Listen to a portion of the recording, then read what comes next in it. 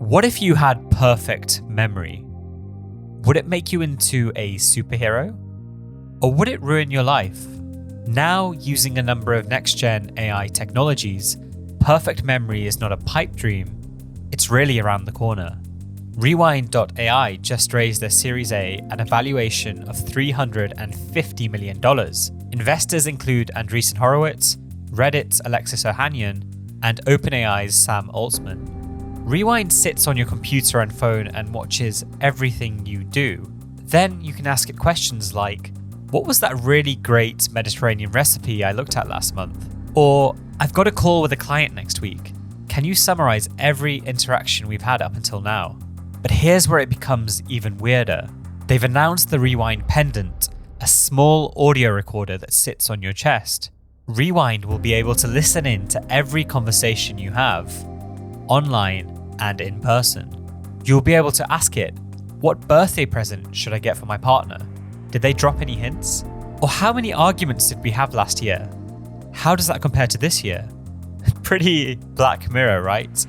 Once you get over the ick, however, you realize that this is correcting a lagging human function, our imperfect memories. Just like the cursed amongst us wear glasses, tools like Rewind will repair our broken memory systems. I spoke to Dan, Rewind's founder. So Dan, you were director of analytics on the Obama campaign, which famously was one of the first US presidential campaigns to really harness data, and it's kind of the secret sauce, right? Can you talk to me a little bit about what you took away from that, and in particular the tension between, okay, let's listen to data here when we're making a product, but also that kind of gut instinct and founder knows best mentality? How do you marry the two?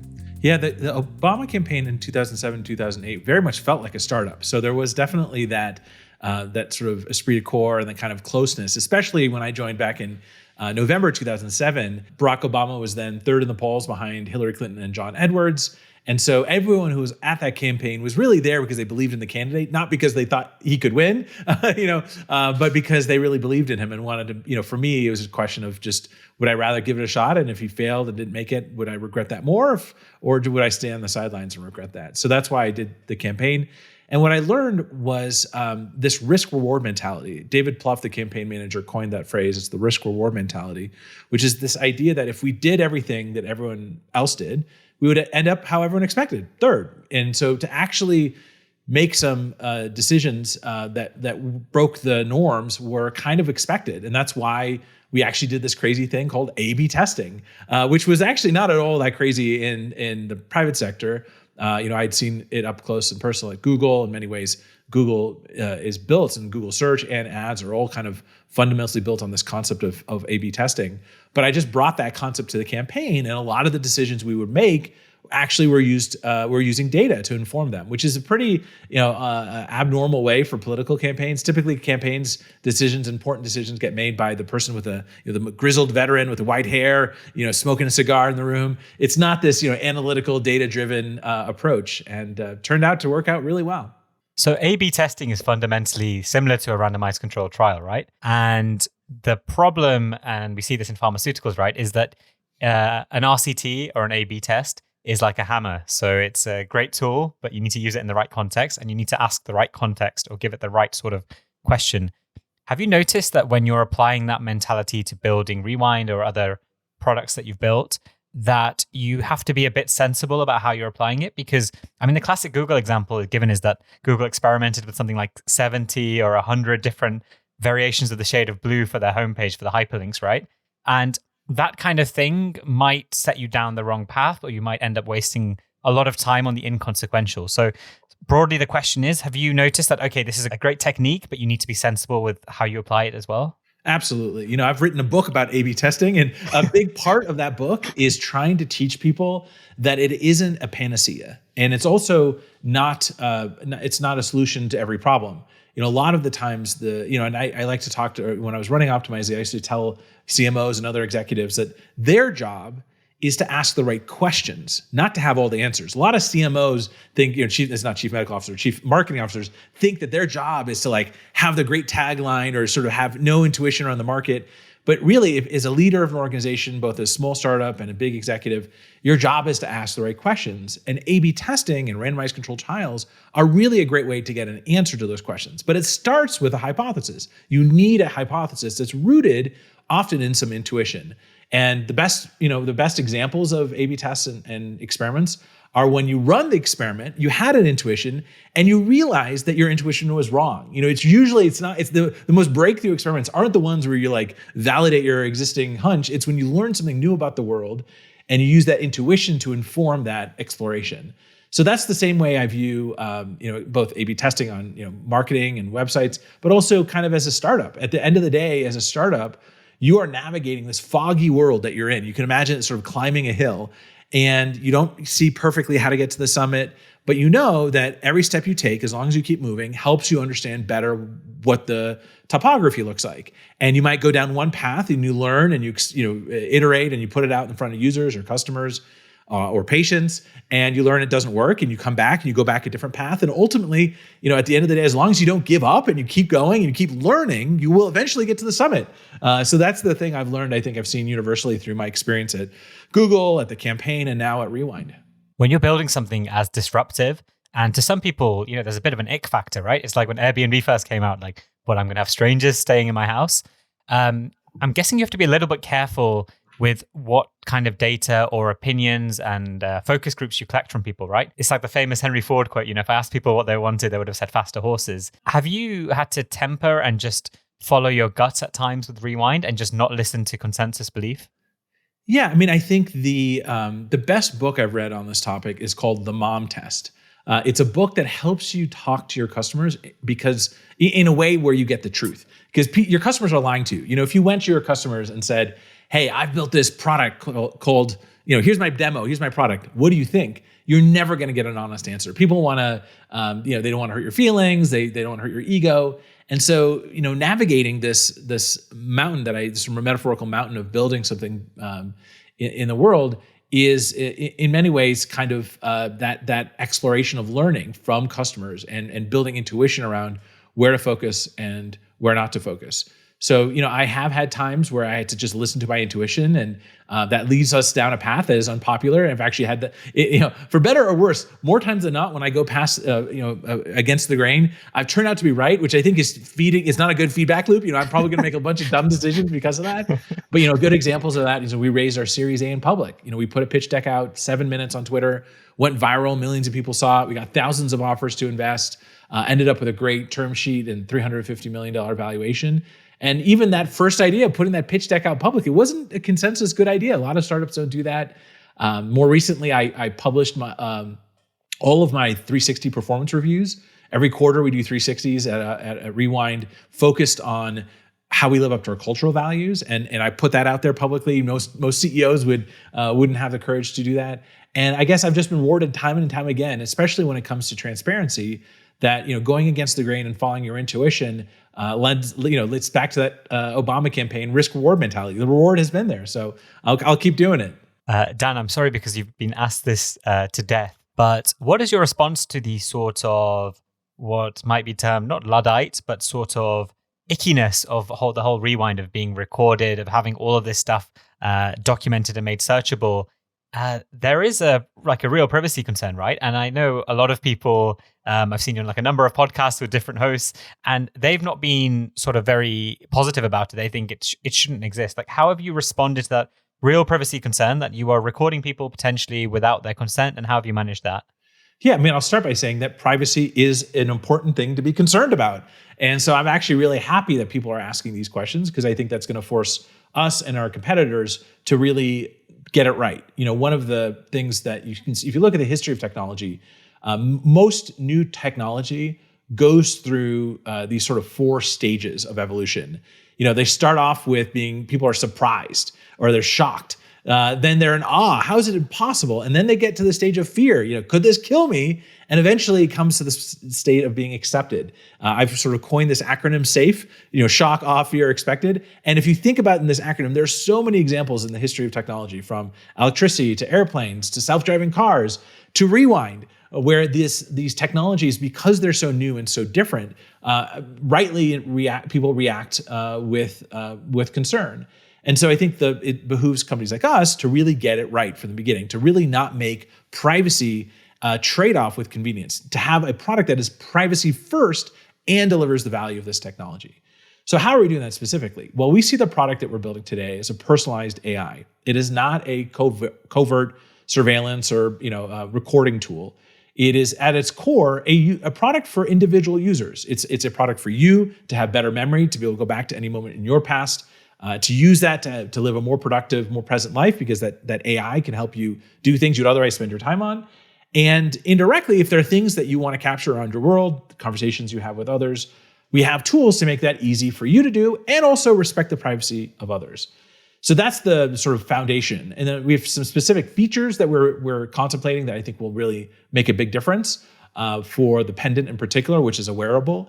One example of a feature that we have that we're excited about is the idea of voice fingerprinting and speaker diarization. So if you and I are having a conversation and it's being recorded by the Rewind Pendant, everything I say, because I've opted in and it's my device, is captured. Until you say the phrase, yes, I'm okay being recorded, everything you say is ignored. It's basically as if it didn't happen. And that's possible through, as I said, voice fingerprinting and speaker diarization. That's one of the many examples of how technology can give you the benefit of the convenience of the power without the trade-off on the privacy. And are the original voice recordings stored anywhere? Well, we're actually contemplating not storing them. Right now they are for the purposes of summarization. There's a good product that just came out from Zoom called Zoom AI, which tries to strike the right balance of giving you the benefit of Zoom meetings or recordings without the verbatim recordings. And interestingly enough, they launched without transcripts. It generates obviously a transcript, but at the end of the day, you get a summary, and that actually strikes a pretty good balance, because what you get from that is you get the content of the meeting. But if in the meeting you say something that you might regret or you're worried might get you canceled, you kind of have the ultimate plausible deniability. There's no recording, there's no transcript of what you say. So we think that approach could actually work really well for a product like the Pendant as well. I was thinking about this, and I do apologize because my thoughts aren't going to be as developed as yours, obviously.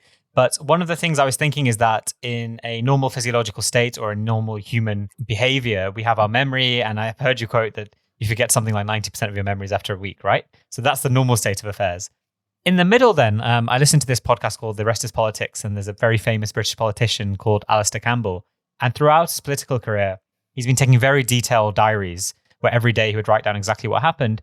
And as far as I'm aware, that has actually been, I don't know what the legal term is, but kind of subpoenaed, or it has been brought up as evidence in different situations. And I guess that he didn't take the consent of everyone he spoke to before he wrote down those diaries. But I think people are generally okay with that because there's a layer of plausible deniability, because it's saying that Alistair claims that I said this, and fair enough, it was written, at the same time, but there's not certainty. Whereas if you'd taken a recording, then that adds an element of certainty. So I do wonder whether the right balance, as you've described with Zoom AI, is keeping that plausible deniability. So this cannot be used against me either in sort of relationships, in social settings, or in legal settings. Do you know what I mean? Yeah, I think there's 2 points to that. One is, I think having plausible deniability because what's captured or stored isn't the verbatim transcript or recording. I think that's one. The second, which is actually, I think, going to be more prevalent, is the fact that today voice cloning technologies are so good that you literally can create a recording of anyone on the planet saying anything. And what that already exists today. It's already really good, and it's only going to get better. And you can do it trained on just a few simple sets of words. And when that exists and becomes so prevalent, the chances that then what that does is it creates plausible deniability for anything you've said. Any recording of you is just as legitimate as anyone who'd written down what you said, or maybe even summarized what you said, because it could just have been easily generated through an AI. So I think that might also change norms dramatically as people realize I can't trust anything anyone said. If it's a recording, there's no way it's indistinguishable from what an AI could say. And we're not building that obviously, but others are. And because that will be out there, I think people's sort of temperature and knee-jerk reaction to a recording that feels official and could be used against me, I think that will actually very quickly go away. Yeah, I think deep fakes will be a huge boon for you.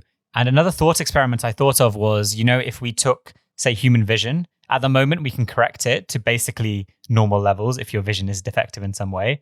But if we introduce something like Rewind for human vision, where you can make it super physiological, give you superpowers, and imagine that, I live in a skyscraper right now, I could look across 2 miles away into someone's window and make out perfectly what they were doing, people would have an issue with that, right? And they might react in a very similar way. But maybe in 5 or 10 years, then we start designing skyscrapers so that the windows are tinted, we change how we act. And then once those adaptations had been put into place, everyone would be happy about it. And I wonder with Rewind whether we will eventually have to make some kind of adaptation when tools like this do exist, where we're maybe more careful with what we say, or we just assume that we are being recorded unless otherwise explicitly stated. Do you know what I mean? There might need to be that societal change. Yeah, and I don't think it's societal change writ large. I think there is probably 5 or 10% of society who will have to change their behavior.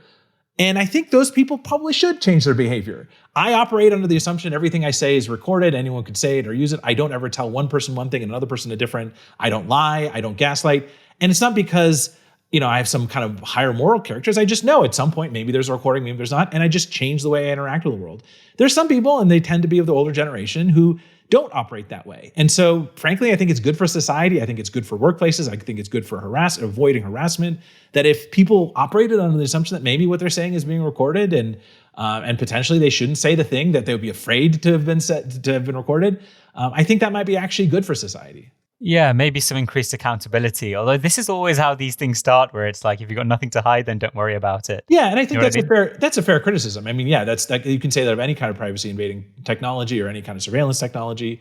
But I think this is different. This is not about the state owning these recordings. This is not about the sort of state persecuting you and sort of Big Brother. This is about two people, one of which wants better memory. They want to have more time with their kids. They don't want to sit there in a meeting taking notes, which is, I think, a legitimate desire and want. And at the same time, they're using a technology that goes and does its best to respect the privacy of others. I think in a world, I think it's fair to say that the people who want those desires and to live a better, more fulfilled present life shouldn't have to play, I guess, the second class to somebody else who's paranoid that something they said that was an off-color joke gets used against them in the future. And again, with deepfakes, I even think that risk goes away as well.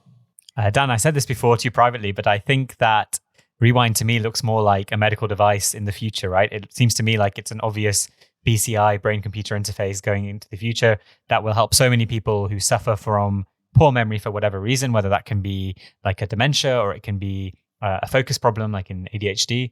Many, many people could be helped. I wanted to hear you sort of spitball on different human senses or human functions that we may be able to repair beyond a physiological level.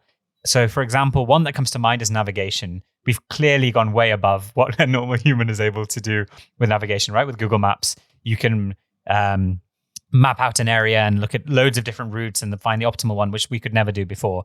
I think with Rewind, you're doing this with memory. Other senses that come to mind, I don't know if reasoning, if we've improved on that. I don't know with hearing, vision. I don't know where we are with that. Do you have any thoughts on this? Oh boy, do I have thoughts. And some of these will sound quite crazy. So I'll start with like the things that Rewind does today that are surprisingly, or I should say not by design, beneficial to people who today maybe have a different, differently abled. One is ADHD. Like, we were very surprised how many people from almost the very first version of our product said how Rewind, as somebody with ADHD, how Rewind gives them the ability to focus again. They can go back, they can be productive members of meetings in society because they can go back, they can retrace their steps, they're not constantly lost. That was a huge surprise to me. And then, now, of course, in hindsight, it makes a lot of sense because the tool that we've provided makes it really easy for them to be just as focused as somebody who doesn't have ADHD. I think, there's also a whole class of people. I'm hearing impaired. I wear a hearing aid, where being able to just capture and recall My wife would be thrilled if I remembered or heard, frankly, and remembered the things she asked me to grab at the store right before I'm about to go to the shopping market. And so I think there's a whole class of those people. And as I think more broadly, I think a lot of medical professionals think about sort of the normal human condition and then diseases or people who are sick or they have conditions. But I think when you think of normal, I very strongly believe that we live our lives with blinders. We are not aware of the limitations of our own biology. And only when you have technology that can actually augment and overcome those limitations can you feel what it's like that's why we say our vision is to give humans superpowers. Because that's what it felt like to lose my hearing and gain it back again. I didn't realize until I tried the hearing aid how bad my hearing had gotten. And only when I got the hearing aid, which was great, I could hear again. But the thing that was even more surprising than being able to hear again was the realization of how bad it had gotten. And I think that's true of memory. It is true that we forget about 90% of what happens after a week, but most people don't think that. Most people don't feel that because they don't know what they don't know. But if you did have a technology that could give you the feeling of remembering everything and never missing a beat and being present in meetings because you don't have to take notes, you can just be there. Those are the kinds of feelings that I think can transcend what are normally considered, the limitations of a normal person's biology. And so that's something I'm even more excited about than helping people with ailments get to normal is taking normal and making it super normal, making it so that we all live a better life because of technology. Let me make a case against having good memory. So 2 points. One point being that maybe us forgetting things is a useful function in terms of sorting so that we sort of realize when something's important and we need to remember it, and all the other crap that we go through in life. What color was the sign, in the shop yesterday? We forget that. And that's maybe a good thing. That maybe helps us stop being overwhelmed.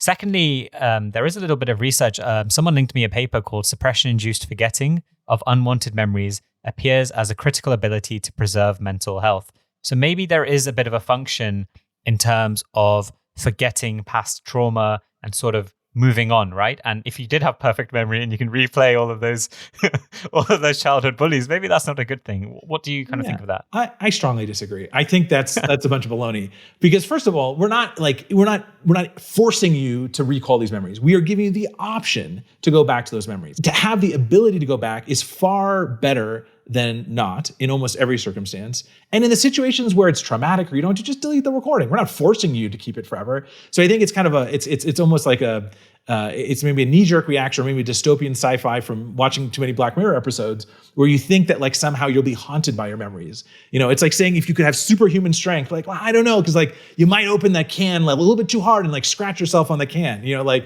So I don't think there's much merit to it. If you want to forget it, just delete it. We're not forcing you to remember it. But I think it sort of undermines the value you get from remembering things you otherwise would have, given that the vast majority of things you forget, a few of those things might be traumatic, just delete those from the product. We're not going to, and it's not the kind of thing, it's like this camera that you wear. It's the things you say and the things you hear, and usually in a work setting. So anyway, sorry, I'm not trying to be cavalier. It's just, I've heard that and I think it sort of loses sight of the benefit you get for the few cases where you might want to just delete what you captured in the past. With Rewind, on a societal level, if say in 5-10 years, it turns into a brain-computer interface and say the majority of the population have some form of rewind or some form of supraphysiological memory, what do you think the societal impacts would be? One quote that comes to mind when discussing immortality is around how people don't like it because there's that quote about how society progresses only when our forefathers die, that sort of thing. Like we don't move forward until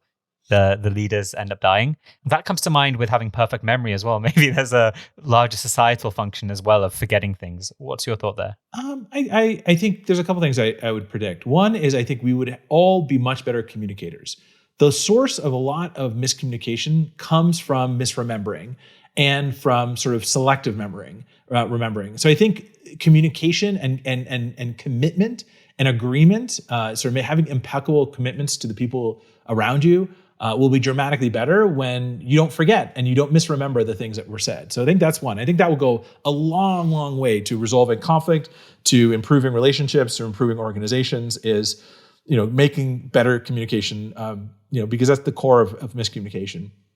I also think that because you have the ability to go back and remember doesn't mean that you have, you're not somehow stymied by that in a way that prevents you from coming up with new ideas. I think that happens whether you remember them or not. In some ways, for people who they say as you get older, you get more stuck in your ways. Like if you remembered your youth, I don't think you would be less stuck in your ways. Like you're sort of like, you will remember that. In some ways you might remember, boy, I was pretty adaptable and I could change my mind earlier when I was younger. And boy, I do remember a time when I had an opinion and I changed it with new evidence. Whereas oftentimes the criticism of the older generations is that, even given new information and new evidence, they don't change their ways. So I don't see it in that way. We're not yet working on things like giving, immortality, but I think those are the things that might certainly have bigger impacts on society than being able to communicate better and be able to remember better. There's this quote around how you should look at what nerds are doing today, and that will be what everyone else is doing in the future. And Rewind reminds me a lot of that. Another sort of tangentially related industry is around these kinds of knowledge applications like Rome Research, Evernote, Notion, all of these types of Obsidian. And the thing I wanted to ask you is, have you thought about the best way to interact with our past memories? And the reason I ask is because I think Obsidian and Rome use knowledge graphs, which is really interesting, where it's like this spider diagram, this very sci-fi-like approach where you're seeing all the nodes connecting and making connections between disparate sort of objects. Another thought is around just using like a simple voice-based, like a Siri, like querying our memory using natural language. How have you thought around these different approaches? Yeah, so I'd describe the class of tools you mentioned, starting with Evernote and more recently Notion, and then Rome and Obsidian. They're all kind of in this personal knowledge management category, PKM. Evernote was really a pioneer here and actually really built a following around this idea. Actually, in many ways, the same vision we have of giving humans perfect memory and giving them superpowers. Their logo was an elephant. An elephant has great memory. And I think the difference between those tools and our tool, it's not to say that we compete, but the difference is note-taking requires you to actively try to predict or have foresight for what you might want in the future. The challenge is you don't have perfect foresight. You don't know in a meeting what note to take, what note not to take. And there's a common misconception about note-taking. People tend to think, I'll take notes because it'll help me remember better. The misconception is, yes, you will remember the thing you write down, but as you're writing, the thing that's being said immediately after the thing you want to write, you will forget that almost certainly. So your body and your mind can't do those two things at the same time. By taking notes, even by hand or digitally, like with a tool like Obsidian, you are still missing a lot of what's being said because you have to actively take notes. So the fundamental difference is, note-taking is active, requires foresight. Rewind is passive and does not require foresight. So passively captures everything you see, say, and hear. Everything that appears on your screen, including your notes, including if you have your note-taking open, it will capture that just the same. We capture that, we do optical character recognition on it, we turn it to words that you can store into a database. And only if you need it later, which oftentimes what you need later is the thing that you didn't take notes on, you can actually go back and find it. So it's just a fundamentally different approach to the same problem, which is trying to be able to remember better, but not requiring you to be as active. And I completely agree. I think anytime you're trying to, and I come from like the patient perspective on this in terms of if there's any intervention or any monitoring that requires active participation, that's always going to be a struggle because you need that motivation every day. Yeah. It's always best if it's passive collection. So that's, I think, an awesome part of Rewind. Specifically on the part of sort of interfacing and passing through and making novel connections, are there any interesting things you think you could do with Rewind in terms of not only collecting this sort of interesting data, but also being able to make new kind of orthogonal and different connections that we wouldn't be able to as normal human beings? Absolutely. Yeah, we're just getting started. It doesn't quite do as much as we think we can in that space. Today, in some ways, you could think of Rewind as capturing a lot, but really understanding a little. We see what's on your screen, but we don't really know the difference between, if you got your email open, we don't know the difference between the content of the email and the sidebar in the email and you're browsing. So there's a lot of cruft, and despite that, it still works surprisingly well. But there's right now a focus of ours is to create and understand better the things we capture, not just capture it, but understand it. And that's where large language models and embeddings and a lot of these new technologies make it really easy to do that. And we do think a knowledge graph is certainly something that we've explored and we think will continue to be helpful for in service of this greater power of giving you a personalized AI. But we're starting with the table stakes. Let's capture everything, make it as robust in terms of how we capture. And then, as you can think about this pyramid of sort of data to information to knowledge to wisdom, we want to sort of move up this pyramid as we're able to do so using the data that we collect. Dan, I have no sort of technical expertise, so please do correct me if what I say is garbage. But to me, and from listening to you speak, there seem to be some critical technological leaps that have occurred that have allowed you to exist, right? You couldn't have existed 10 years ago in the same way that you do now. Some of them that you've previously mentioned are the M1 and M2 chip, which allow you to kind of operate discreetly and in the background without kind of blowing up the computer. Another one is LLM technology, ChatGPT-like technology that allows you to query large amounts of data and ask it kind of natural language questions. You have OCR, where it's optical character recognition, where you can read through the screen essentially and tell text. Are there any things that don't exist now that when they do exist will really level up what you're able to do? Yeah, well, you got that great, by the way. You really you did your homework. That's a fantastic. You got almost every major technological. I don't understand any of them. The only thing you missed was automated speech recognition, taking a conversation like this and transcribe it. But everything else is kind of the core way. We stand on the shoulders of giants with M1 and M2 chips from Apple. It really is incredible how we built, what we built, even 2 years ago wouldn't have been possible without that underlying hardware. In particular, the architecture they use is called a system on a chip, where the things that would have otherwise been software in your CPU now has been completely offloaded to a purpose-built piece of hardware. So we are in total debt and gratitude to the engineers of that product. But to answer your question, the big breakthrough that I think will change our product, the ways people think about our product in terms of privacy, and every product like ours, is when the ability for machines to offer what currently is, GPT-4, which is the best large language model offered by OpenAI, to offer that entirely locally using a local large language model. Today, the best large language models, Llama 2, and there's some other more recent ones that have come out. The pace of innovation there is staggering. It's amazing how much these are getting better and better. So it's possible that we're on the order of maybe months, maybe a year away from models that are as good and as efficient as GPT-4 is in the cloud as you might have locally. And the reason why it's so powerful is that now a product like Rewind can work entirely locally. You can turn your Wi-Fi off and everything that we do, from asking questions of anything you've seen, said, or heard. Currently, already, everything we are capturing, we store locally. We don't have access to it. If we're subpoenaed by the government, we can't hand anything over because it's all on your machine that we don't have access to. And so when local large language models are feasible, the quality is good, and the performance is good, I think that's going to be a total game changer for our industry. And the key point around that will also be around privacy, that your recordings or your transcripts or any of your content never leaves your hard drive. It never goes online. Correct. Yeah, today that's true. None of the recordings ever leave.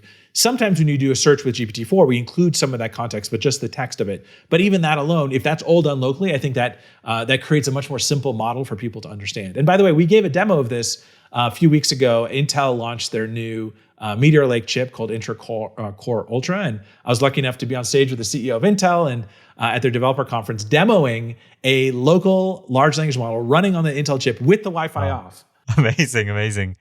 Dan, is it not a sort of existential threat if you're using OpenAI's ChatGPT technology that one day they mess around with GPT-4 or they close it off or something else happens, and that you are I think the sort of cynical view of startups that use these technologies is that they're just like a thin wrapper over GPT, right? Is that not like a big issue for you? Well, first of all, that part of our product is optional. It's in the cloud. It's optional. It's a nice to have. It's not sort of the core functionality. Right now, you can still browse back and forth in time. You can look at transcripts. You can search those transcripts. And we also integrate with Anthropic. Claude has a great large language model too. So we benefit tremendously from them duking it out. And soon Google will have a good competitor. So we're not entirely, we don't have a ton of platform risk with OpenAI. We're lucky that actually Sam Altman was our first investor, and we've had other co-founders of OpenAI is invested as well. So that helps a little bit as well. But at the end of the day, we what we're focused on is sort of solving the problems for our customers, for our users. I think today OpenAI and GPT-4 are fantastic. My guess is it's going to be sooner than you think that you'll be able to do this all locally, which then means you can run it without an internet connection. Maybe you could explain this to me from a business decision point of view. And that is, I don't understand why you haven't focused in on one specific enterprise or professional use case. What you're doing now is obviously cool, and you'll have loads of interested parties who are probably doing great things in and of themselves. But I don't understand why, for example, on the medical side, we have a bridge where, it's like a smart companion. It listens to the consultation, summarizes it. Very cool. I think on the law side, I believe it's called Harvey.ai. That's quite a big player in this space. But, a lot of the job of a lawyer is essentially sitting there and like summarizing notes and going through them. So why have you decided to go for this general use case and not a specific use case that I imagine would be a lot more lucrative and you'd have people bending over to pay you? Yeah, I mean, I guess there's two ways to look at it. I think going after a specific use case, or as described in sort of tech jargon as a ideal customer profile or a super specific who, going after that is kind of easy mode for startups. You have focus, you have clarity, you have alignment, you have decisiveness. Marketing is easier, product is easier, but you also have a much more narrow market. And I think there are some tools that do that, and they're fine with that. There's others who view themselves more as utilities, more as a product that can help anyone, and it's harder. I'll admit, it's readily harder. It's harder to decide what to prioritize. You get pulled in lots of different directions. The marketing message on your homepage now needs to appeal to a broader audience, and when you do that, you sometimes lose the edge you could have if you had like the perfect tagline for a doctor. So we've tried to come up with what we think is an ideal customer profile. We describe it as people who work at companies or organizations that are 1 to 50 people. They're typically in the United States. This group of people retain really well for us. These are people who aren't working at large companies where IT is going to be breathing down their neck and paranoid about third-party software. That's where we've seen a lot of success, but even that is a huge, huge group of people. So that's not to say we won't focus in the future, but right now the answer is we're getting pulled in so many directions, and it's hard to say no when we see a lot of market demand in lots of different places. Speaking of playing on hard mode, so your last startup, Optimizely, by the time you left, I believe it was doing $120 million of recurring revenue. And what I've been told about first-time founders is that they typically go for D2C, direct to consumer, and then they become a bit wiser. And then when they found the next company, they go B2B or business to business. You've done the opposite switch. So now you've gone direct to consumer. What was your thinking behind that? And was it, looking back, playing on hard mode? Yeah. Oh, it's definitely playing on hard mode, but it was by design. I'm lucky enough that Optimizely did well, that I could swing for the fences with this startup and do things a little bit harder that might have a bigger impact. In the same way that, going after a broad market and now after going to the consumer market, it's hard, but if you get it right, you can touch millions, if not billions of people much faster than you could with a traditional sales force knocking on people's doors. So that's part of it is I was appeal to the impact, the potential impact for our product. I would also lie, and if I didn't say that, I also really didn't love the enterprise B2B game. It's less about the quality of the product and more about the relationship, and more about the what I felt were kind of like the impure parts of building software. Steve Jobs has a great quote on this. Once somebody asked him kind of similar question, is like, why don't you go into the enterprise more heavily? And he thought about it for a second, and he said something to the effect of, he loves his current job. He loves it because when selling to consumers, you wake up in the morning, you go to your job, you do a good job, you try to build a product that you think is good, and if it's good, your users will buy it, and you get to go into work the next day. When you sell the enterprise, the buyer of your product is not the user of your product. And oftentimes, the buyer is confused. This is his word. He says they're confused, which is his sort of disparaging way of saying they're solving for the wrong problems. They're solving, their requirements aren't the actual things that matter to the user. And so I just didn't want to be in a business where I'm trying to build for confused buyers. I wanted to be held accountable to building a great product that is so damn good that a human being, an individual person will say, I'll pull out a credit card and pay you money because it's created so much more value in my life than the subscription cost of the product. So it's playing on hard mode, but I'd much rather play on hard mode and win than play on easy mode and win. Feel free to answer this as generally or as specifically as you want. But what have you learned about leadership and leading a team? And one thing that comes to mind is you seem like quite a nice guy. And I wonder if that's been beneficial or if that's been harmful in different aspects. Because I often ask people I interview, do you need to be a dick to be a good leader? And I think that's quite an interesting approach because it's very like a knee-jerk reaction is, of course you're not. You should always be nice. But I guess the truth lies somewhere in between. What do you think? Yeah, I've been reflecting on this more and more. I'm about halfway through the Elon Musk biography. So I'm listening to his audiobook and sort of makes me reflect on my style. And not to say we should all emulate Elon Musk, but he's got a very unique approach to leadership. I have evolved on this quite a bit in my career. I think when I started, I was still very young. My company grew very quickly at Optimizely, and I was hiring people who were twice my age, twice the experience. And I was very deferential. Like I was very much like, my job is to hire people that better than me, get out of the way, empower them to be successful. And I didn't know how to hold people accountable. I just didn't know how to do that. And so, and I think that's probably rooted in sort of my childhood, my experience not really being able to deal with, understand conflict and being conflict averse. So I've had to sort of rewire myself and overcome a lot of childhood trauma to really understand how to hold people accountable in a productive way. Once I learned those skills, I think I changed a lot as a leader. And I also look at one of the lessons I learned, if I look at the theme of all the things I learned from my last company, 12 years, 120 million in annual revenue, all of the things I regret most fall into this one pattern. I wanted to do A, my gut says we should do A, somebody else thinks we should do B, a great executive I've hired, a board member, whatever, and we end up doing B and it turns out poorly. There are plenty of times when we did A and it turns out poorly. I don't remember any of them. All I remember are the times when I went against my gut and it turned out poorly. And I know that was me not holding them accountable. That's me not being courageous and saying, no, I'm the boss. We're going to do it this way. And I'm sure many a times, and I'm not saying I'm perfect, but I know that I will regret it less if I'm willing to stick to my conviction and intuition. And that's the thing that I also think as a leader, and Elon Musk shows this brilliantly in so many examples where he's just such a sponge for intuition and information that his intuition, even if against somebody who's a grizzled veteran of stainless steel construction, Elon Musk is thinking from first principles. He's thinking outside of the box in unconventional ways. And so I don't think you need to be a jerk, but you do need to be able to stand up for what you believe. You do need to be good at holding people accountable. I think there's some Machiavelli quote around, you need a leader who's both loved and feared at the same time. So I think that's kind of what you need as a combination of both. I heard you touch on this point. I thought it was really interesting. And it's around you being a second-time founder and having a successful past. And of course, that comes with benefits around capital and recruiting team and just experience. But you touched on the negatives and maybe of inflated expectations and perhaps not being able to be as scrappy and make mistakes publicly because you have a reputation now. Could you talk about that? Yeah, I think this is very true of a lot of second-time founders. I certainly felt this a little bit before we launched Rewind the very first time, so over almost a year ago. I feel it less now because we've got traction and we're at momentum.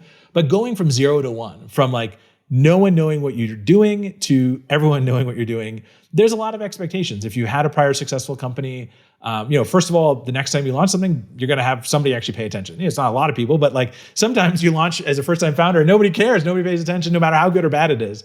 So you know that you're going to draw, a TechCrunch article and some folks on Twitter are going to talk about it. So that already sort of sets expectations higher.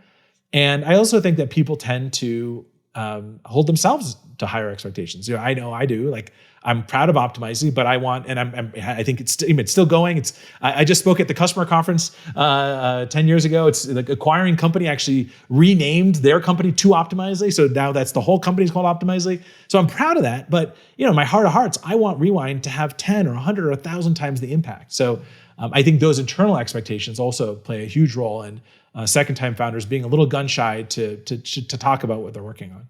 You've had a really successful career in lots of different areas. And just from my sort of very vague look at your past, it seems like you've been top of the game at everything you've done. And maybe you will agree or disagree with that, but that's how it seems on the outside. And what I wanted to ask was, have there been any common threads or any particular habits or ways you approach things? Because I often think that, if you take all humility aside, when you're doing well at something, you can quite easily see where other people are making mistakes. So when you look around yourself to maybe the person who didn't become director of analytics on the Obama campaign, or who didn't, found an amazingly profitable and successful startup, is there anything that you see that you're like, if you just done this, or if you done different like this, you would have done a lot better? Yeah, there's a couple really foundational things. First of all, I've made a lot of mistakes and I have a lot of screw-ups. I should probably just add them to my LinkedIn profile. They're just not there. They're the things in my LinkedIn profile that were the failures, and I'm happy to talk about them. But the bigger lesson I would say, and the thing that I attribute, if any success I've had, if you consider it success, it's been to approach life as a learn-it-all, not a know-it-all. To treat every opportunity as an opportunity to get better, to never rest on my laurels and never think that I'm good enough, knowing that I could always be better. I think that feedback loop and being willing to take that feedback loop publicly, to go on podcasts and get, ripped a new one and hold myself to the standard of being able to actually, not this one, by the way, another one. Those are things that I think are important for me personally. I think they're good for our business. I try to do that as a manager, as a leader, as a father, as a husband. So I think just having that approach that your job is to do the best you can and accept feedback. A lot of people get blocked and don't realize how defensive they get. It's very hard for somebody who's, especially for me, I'm 40 years old. Like I have certain habits, like to break your habits, to stop something that you've been doing your whole life, and say to yourself, "Wow, maybe that served me well when I was younger, maybe not, but it's certainly not serving me now. So let's change." That's very, very hard for people to do. I've done that time and time again. I used to be a meat-eating carnivore, and I became now a devout, almost like a proselytizing vegetarian. I used to drink probably more than was healthy. I don't drink anymore. I used to play video games, and I don't do that anymore. Like I've learned these things about myself, about my body, about how I interact with the world, about my business. I used to, make up for my lack of prioritization and focus by just working a lot of hours. Now I have 3 young kids. I have a 5-year-old, a 3-year-old, and a 1-year-old. So I am ruthless with my time. Like if I could take me as a CEO today and put me back 10 years ago, I would be like 10x more productive in the time of hours I had, because I just know how to focus on the things that matter and ignore the things that don't. So that would be my biggest lesson, is to be a learn-it-all, not a know-it-all. Could I ask in a very personal sense that you talk about this sort of personality traits that you have, or this constellation of symptoms, or this particular character you have where you are a learn-it-all rather than a know-it-all? Perhaps that also links to being a little bit more humble, and earlier in your career being a little bit more deferential than was required to do what you needed to do.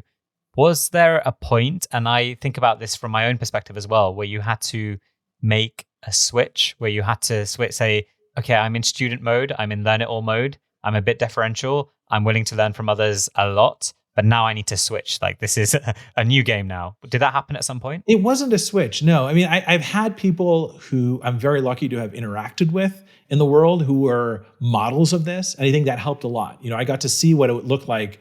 And in some ways, I don't think it's deferential. To be a learn-it-all is to be so confident in your skills that you could tell somebody to their face, I don't understand that. Can you explain it to me? I don't know what you mean by that. Here's a dumb question.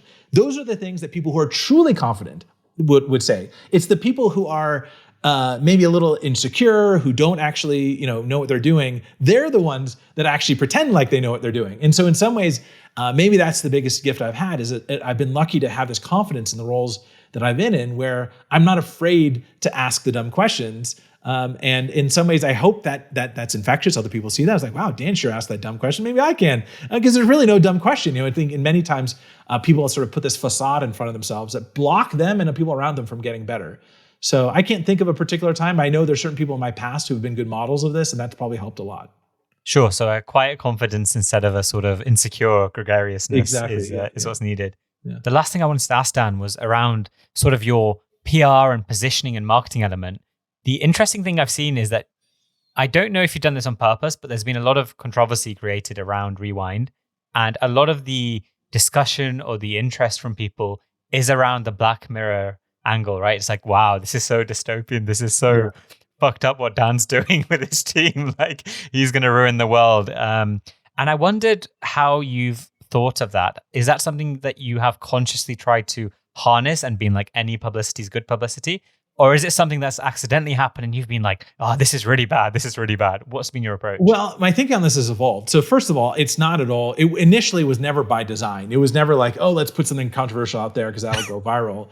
It was like an earnestness and a belief that what we were doing is good, and a recognition that it is different. Anytime that you do anything different, that changes people's perspective. They raise their eyebrows, they're cynics. So that was kind of inevitable, but it wasn't from a sort of manipulative, let's put something out there like more controversial than it needs to be. It was just like an earnest, like, I actually think this is a good idea, and it wasn't possible before. And just like airplanes sounded scary, and just like electricity sounded scary, and just like self-driving cars sound scary, like this sounds scary. But eventually you realize that, wow, actually it's not all that bad. And boy, is there so much utility. And yeah, how can I live without it? Like, so I recognize it from the beginning. And I think at first it kind of hurt my feelings, like people describing what we're doing like a dystopian sci-fi nightmare.